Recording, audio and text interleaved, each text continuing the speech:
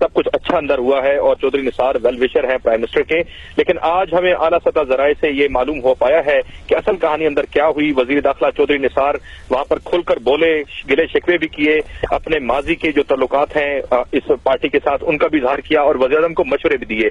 उन्होंने ये वाज़ेह किया कि वो जो भी बात कहते हैं मुंह पर कहते हैं, कभी खुशामद नहीं करते, हमेशा हकाइक पर बात की है। आज जो कुछ हो रहा है, खुशामदी मुशीरों ने सूरत हाल को आज इस मकाम पर पहुंचाया है। सारे मामले को मिस हैंडल किया गया है। जो कुछ हो रहा है और जो कुछ होने जा रहा है, इसमें कोई मौजज़ा ही आपको बचा सकता है। मैं तो आपके लिए सिर्फ दुआ गो हूं। यह भी बताया गया है, जराए ने बताया है कि कुछ ताखीर से पहुंचने के बाद वजीर दाखिला मुसलसल चेहरे पर खफगीताई रखी। उन्होंने वजीर आजम से सिर्फ सलाम दुआ की और किसी से बात नहीं की।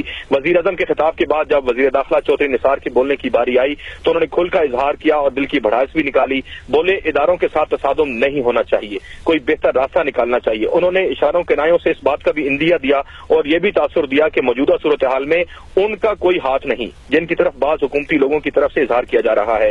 इन हालात के दौरान जो तकरीरें की गई हैं वो भी नहीं होनी चाहिए थी। वजीर दाखिला ने यह भी कहा कि 1985 से आपके साथ हर मौके पर खड़ा रहा हूं, पार्टी के साथ हमेशा वफादारी निभाई है, लेकिन अब कुछ अरसे से मशावरत का अमल महदूद कर दिया गया है। जूनियर लोगों को आगे लाया गया, मुझे किसी मशावरती अमल में शामिल नहीं रखा गया। जराए ने यह भी बताया है कि वजीर दाखिला का यह कहना था कि सियासी और लीगल टीम मामलात को सही तरह से हैंडल नहीं कर सकी है।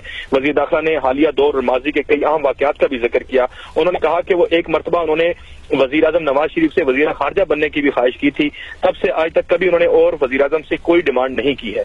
वजीर दाखिला ने अपने तवील खिताब में वजीर आजम से मिस्टर प्राइम मिनिस्टर के तौर पर उनको बुलाया और ये भी कहा कि वो जो भी बात कहते हैं वो खरी बात करते हैं। इस दौरान वजीर आजम नवाज शरीफ ने उनसे कहा कि चौधरी साहब, बेहतर होता कि आप कोई तहफ़्फ़ुज़ात अगर आपको थे तो मुझसे अलहदगी में बात कर लेते, इस फोरम पर बात करने की बजाय अलग बात करना ज्यादा मुनासिब होता। लेकिन जिसके बाद वजीर दाखिला अपनी नशिस्त से उठे और इजलास खत्म होने से पहले ही निकल गए और ये कहा कि वो मौजूदा सूरत हाल पे आपके लिए दुआ गो हैं।